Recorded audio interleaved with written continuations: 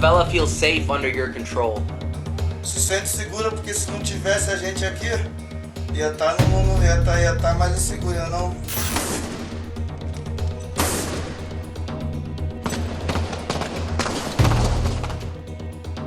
Disparos, gritos y muerte son cosa de todos los días en las favelas brasileñas. Allí los habitantes han aprendido a convivir con la tragedia, sabiendo que un simple paseo por las calles puede culminar en una ejecución tan espontánea como brutal. Lo más triste es que en muchos casos, los vecinos se sienten más seguros bajo el yugo de los narcos que protegidos por la policía, ya que la presencia de uniformados siempre deriva en brutales enfrentamientos armados que transforman las favelas en zonas de guerra.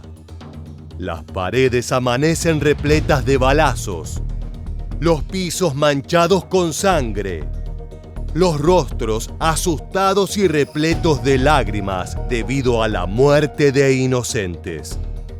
Las cifras hablan por sí solas. Cada 2 días fallece un policía. Por año, un total de 60.000 brasileños mueren en eventos relacionados al crimen organizado. La pregunta es, ¿cómo se llegó a una situación tan caótica en la cual la única ley que se respeta es la del más fuerte? Adentrémonos en los pasillos de las favelas para conocer cómo los narcos se apoderaron de Brasil.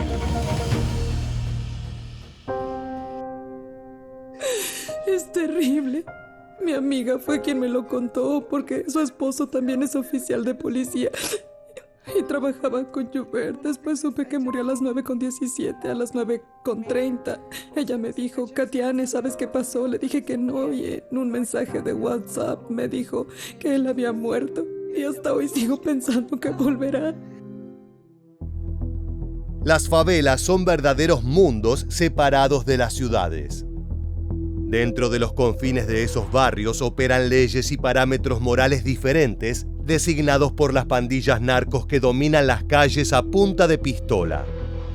Desde hace décadas, los 2 grupos principales que dominan el inframundo son el Primer Comando de Capital o PCC y el Comando Vermelho, lo que podemos traducir como Comando Rojo. Ambas facciones tienen orígenes intracarcelarios y se encuentran en guerra constante por los puntos de producción y venta de narcóticos. Para afianzarse en esos enfrentamientos, han tomado favelas enteras como si fueran cuarteles generales desde los cuales proyectan su poder.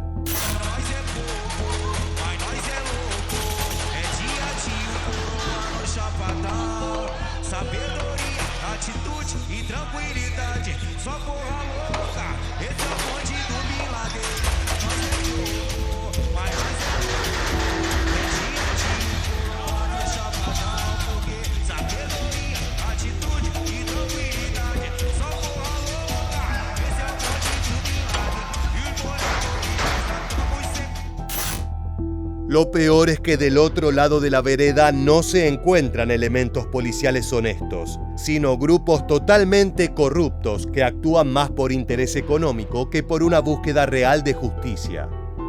Los agentes suelen demandar coimas o se encuentran bajo sueldo de los grupos narco, quienes son los verdaderos jefes de numerosos oficiales.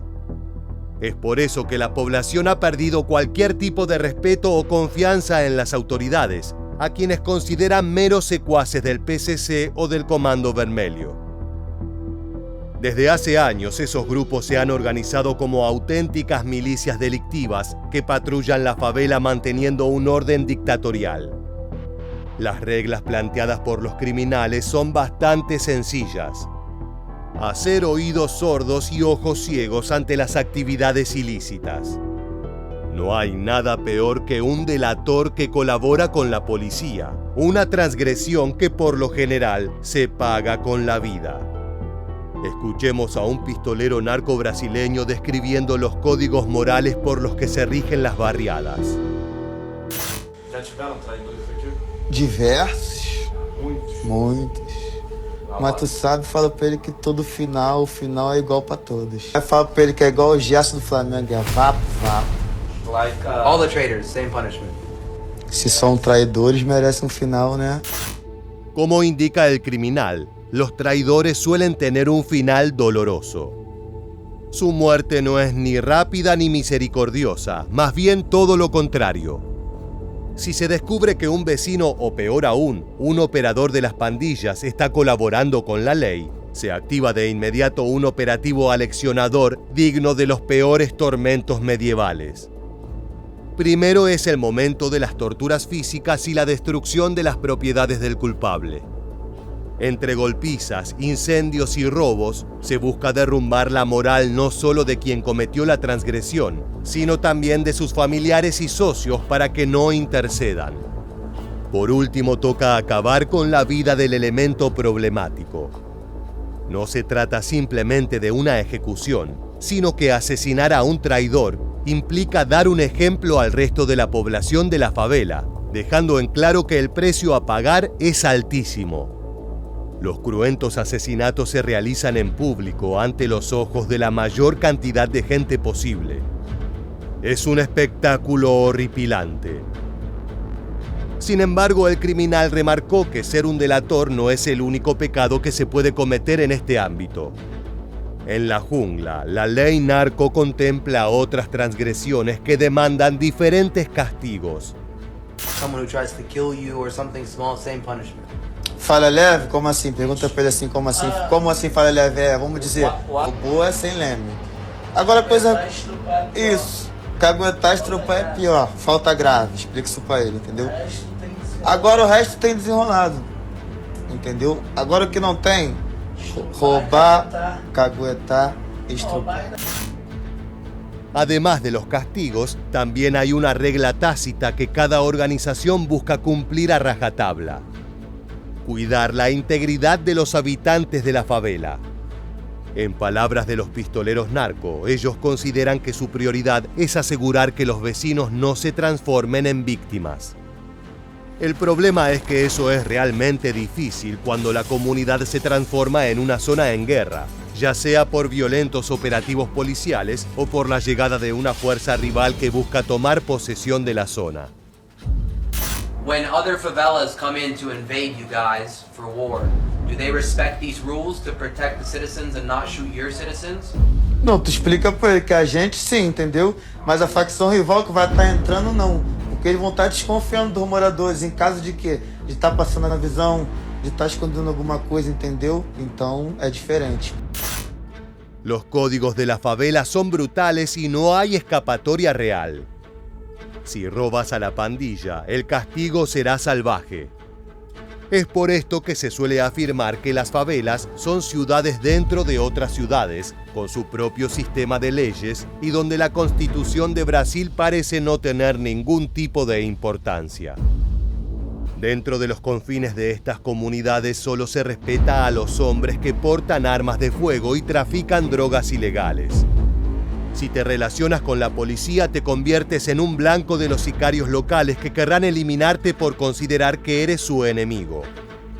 Los jóvenes deben elegir su camino en un contexto hostil que los invita a tomar las armas para cumplir sus sueños. Lo cierto es que la vida en la favela genera un contacto constante con la muerte. Por lo general, las jornadas empiezan temprano con gritos y peleas callejeras. Las tardes son ajetreadas, con decenas de miles de personas marchando a su trabajo y otras tantas tratando de ganarse el pan de cada día en oficios ilegales.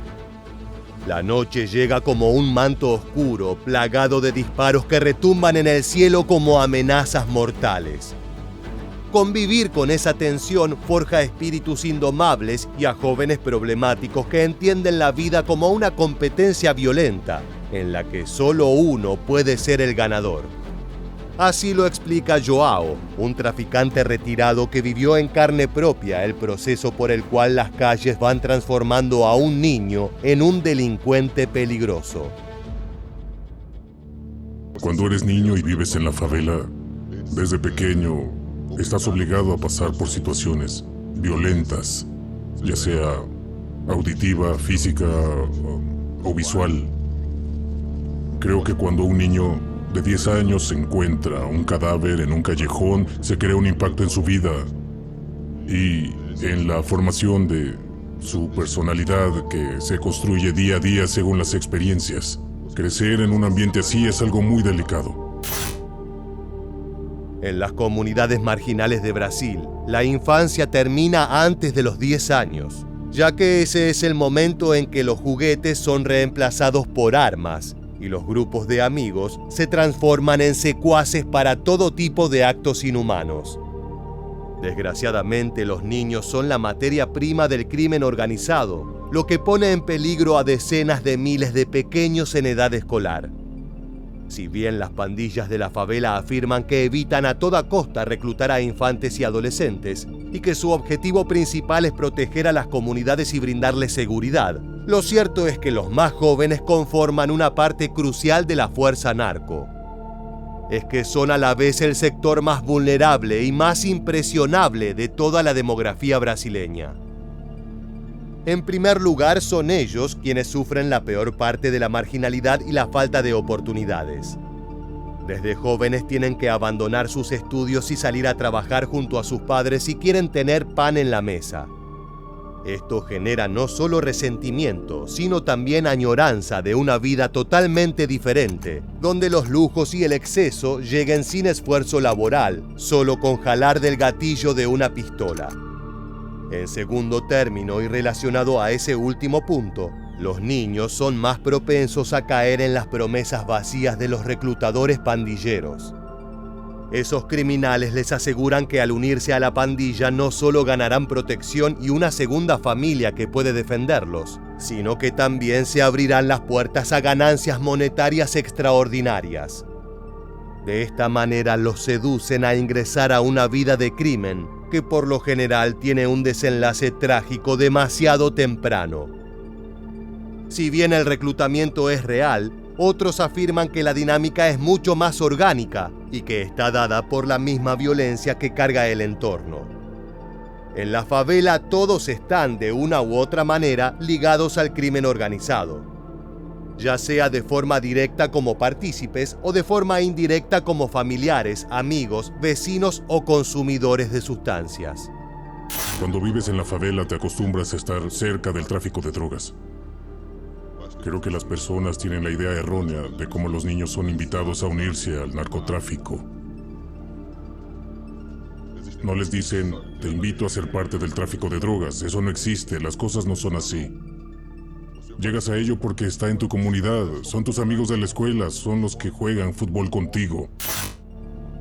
La amenaza aguarda en cada esquina. Ya sea por la tentación de consumir drogas o por el deseo de ganar dinero vendiéndolas, el narcotráfico termina llegando a la vida de los jóvenes de las favelas de una forma u otra. Una vez que los muchachos entran en contacto con esa economía infame, no pasa mucho tiempo hasta que se les es asignado un rol en las organizaciones. Ya sea vigilando las calles, cobrando deudas o simplemente transportando paquetes, ese es el primer paso en su carrera delictiva, iniciando un camino que de seguro culminará en una muerte violenta, enfrentándose a rivales o a las autoridades. At what age did you start being involved in crime? 16 anos de idade. Do you think the media gives you a bad image or do you deserve it? Mostra. Porque ele não vem ver o lado verdadeiro, o que a gente pode fazer ou não, entendeu? Como indica este pistolero narco, los medios juegan un rol fundamental en la construcción de ese universo. Desde hace años se ha construido a las favelas como infiernos de los que no hay escapatoria, donde la única vía posible para sobrellevar las penurias es transformarse en asesino o adicto. Si bien los habitantes de esos lugares no se atreven a contradecir los aspectos negativos de su lugar de residencia, sí añaden que hay varios elementos exteriores que impactan en esa crónica falta de oportunidades. Se o Estado desse uma oportunidade melhor, a gente seguiria, entendeu? Mas como a gente é nascido e criado aqui, entendeu? Nesse momento é a nossa melhoria. Não que a gente no futuro, né, a gente procure outra coisa melhor, entendeu? Mas se o Estado no momento não oferece, a gente vai vivendo, né, nossa caminhada, entendeu? Y ese camino es la delincuencia. Al igual que este soldado narco que a los 16 aceptó que tomar un rifle era su única salida de la marginalidad, año tras año, miles de otros muchachos toman esa misma elección. La constante renovación de soldados narcos en las filas de las pandillas brasileñas no puede explicarse solo como un éxito de los frentes criminales, sino también como un fracaso abismal por parte de las fuerzas de seguridad. Es que desde hace años la política del Estado ha sido totalmente confrontativa, tomando a las favelas como zonas en guerra que deben ser pacificadas con mano dura y la cacería brutal de los implicados en el crimen organizado. Por ejemplo, en San Pablo, la violencia ha recrudecido, ya que se trata de una región estratégica para el tráfico de cocaína hacia Europa a través del puerto de Santos. Desde finales de enero, 16 personas han muerto en tiroteos con la policía, en el marco de la segunda fase de la Operación Escudo. La primera se desató a finales de julio del año pasado tras el asesinato de un policía militar de San Pablo, Patrick Bastos Rey. Murieron un total de 28 personas, dejando las calles del estado regadas con sangre. Luego, la segunda ola de violencia se desencadenó con el asesinato de otro policía militar, Marcelo Augusto da Silva, abatido el 26 de enero de 2024 por delincuentes de la región en la autopista de Santos. A partir de ese momento, la situación se agravó tanto que el secretario de Seguridad Pública del Estado de San Pablo decidió trasladar toda su oficina a Santos para controlar la emergencia directamente desde allí.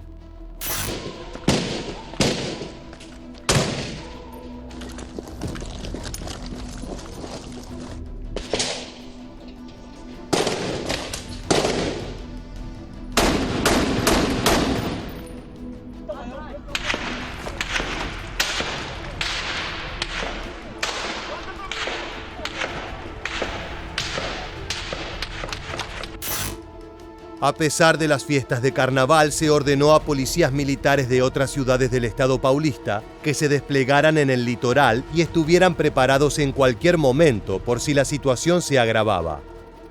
Junto con la violencia de los pandilleros, también estalló la polémica sobre cómo se trató de aplacar ese fenómeno.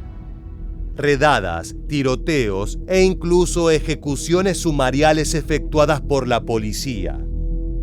Durante los primeros meses de 2024 se reportaron detenciones masivas de sospechosos. Sin embargo, gran parte de los detenidos no tenía relación con el crimen organizado, tan solo eran vecinos de favelas marcadas. En el contexto de esos operativos, el ministro de Derechos Humanos y Ciudadanía, Silvio Almeida, afirmó que han habido brutales excesos por parte de las autoridades para amedrentar a los habitantes y forzarlos a colaborar con la justicia. Ese tipo de tácticas han conformado una policía implacable que se ganó el odio y el desprecio de los vecinos de muchas comunidades humildes. Para los jóvenes, unirse a un grupo delictivo termina siendo una respuesta ante el constante acoso recibido por parte de los matones con placa y pistola.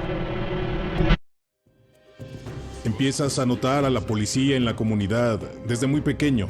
A los 10 años, seguramente un policía ya te ha dado al menos un golpe en la cara, aunque vayas con tu uniforme y de camino a la escuela. Si hay un operativo, debes volver a casa, porque la policía te tratará como un marginado y esas situaciones van marcando tu vida.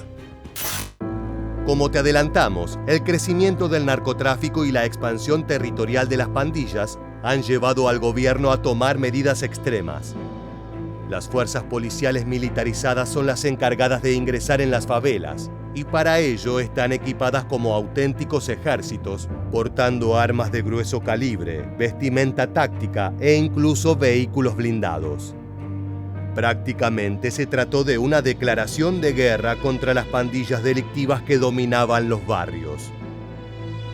Imagina que una mañana te despiertas asustado por el sonido de un estruendo provocado por una granada que explotó cerca de tu hogar, haciendo volar en pedazos los cristales de tu ventana. Desesperado quieres tomar refugio para evitar salir lastimado, Pero antes de que puedas reaccionar, cientos de balas penetran las paredes, dibujando círculos negros en el lugar donde impactan. El ruido es atronador. Aquello parece una tormenta de plomo que te deja sordo por su potencia. Tu única esperanza es arrojarte al suelo y rezar porque ninguno de esos proyectiles termine dando con tu cuerpo, lo cual sería una sentencia mortal. Esta escena parece la cruenta descripción de una zona en guerra invadida por un enemigo poderoso dispuesto a eliminar todo a su paso, pero no. Es la realidad a la que se enfrentan a menudo los habitantes de las favelas.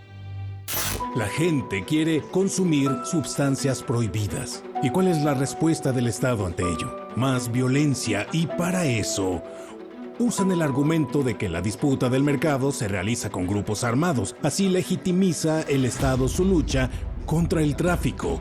Pero no puedes usar disparos para detener un deseo. Los operativos policiales y el recrudecimiento de los ataques narcos son bestias inseparables que se retroalimentan una de la otra. Por el lado de la justicia, la adopción de tácticas militares y equipamiento de guerra fueron decisiones cruciales para poder recuperar el control de ciertas zonas problemáticas en las principales ciudades del país. Para ello se utilizaron helicópteros con francotiradores, vehículos blindados para transporte de personal y un arsenal fuertemente surtido de fusiles de asalto tipo AR-15, ametralladoras pesadas y ligeras e incluso escopetas calibre 12. Piezas capaces de generar una destrucción impresionante, no solo en los objetivos humanos, sino en el ambiente que los rodea. Casas, comercios y automóviles, todos son susceptibles a ser dañados. Los sicarios no se quedan atrás. Su principal fortaleza son los rifles Kalashnikov de producción soviética en sus múltiples modelos. Además, cuentan con pistolas modificadas y ametralladoras caseras que les proporcionan una espectacular cadencia de fuego. En 2017, la policía de San Pablo recibió un documento interno en el cual se describía en profundidad el arsenal de pandillas como el Comando Vermelho y el PCC, detallando la presencia de escopetas, pistolas automáticas capaces de descargar decenas de balazos en un segundo, e incluso granadas. Se sospecha que parte de ese material fue robado de los depósitos militares, ya sea por parte de criminales o de elementos corruptos. El resultado del choque entre ambas fuerzas es catastrófico. Solo entre enero y julio de 2024 se reportaron más de 1000 muertes dentro de las favelas, cada una de ellas relacionada a tiroteos o actividades violentas. Son cifras que estremecen, pero que desde hace tiempo se volvieron cotidianas. Por ejemplo, durante una redada policial llevada a cabo en la comunidad de Faleche Fogueteiro, en el centro de Río de Janeiro, se reportó el fallecimiento de 15 personas, las cuales fueron acribilladas en el fuego cruzado entre sicarios y policías.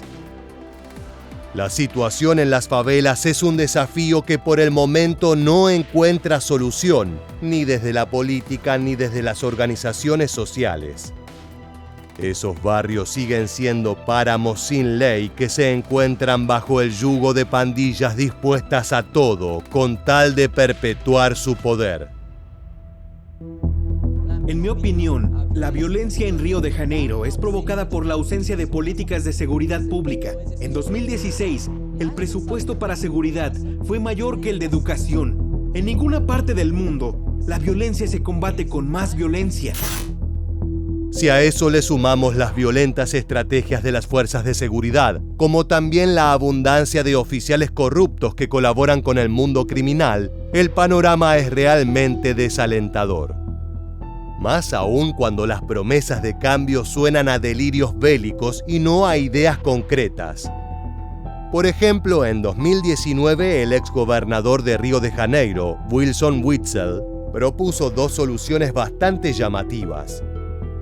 Por un lado, la creación de cárceles de máxima seguridad exclusivas para los pandilleros de las favelas. Por otra parte, lanzar misiles para destruir por completo las zonas sospechadas de servir como refugio a ladrones, asesinos y secuestradores.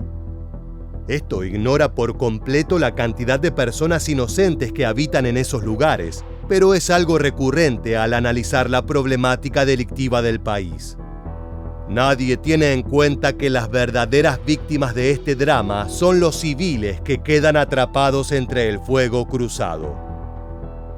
De esta manera llegamos al final de un video cargado de muerte y violencia, pero que refleja con fidelidad el drama que viven los habitantes de las favelas brasileñas. Si te gusta este contenido y quieres seguir descubriendo historias similares, te invitamos a suscribirte y activar las notificaciones de este canal. Sin más, nos despedimos hasta la próxima entrega de Militarmente. Gracias por acompañarnos.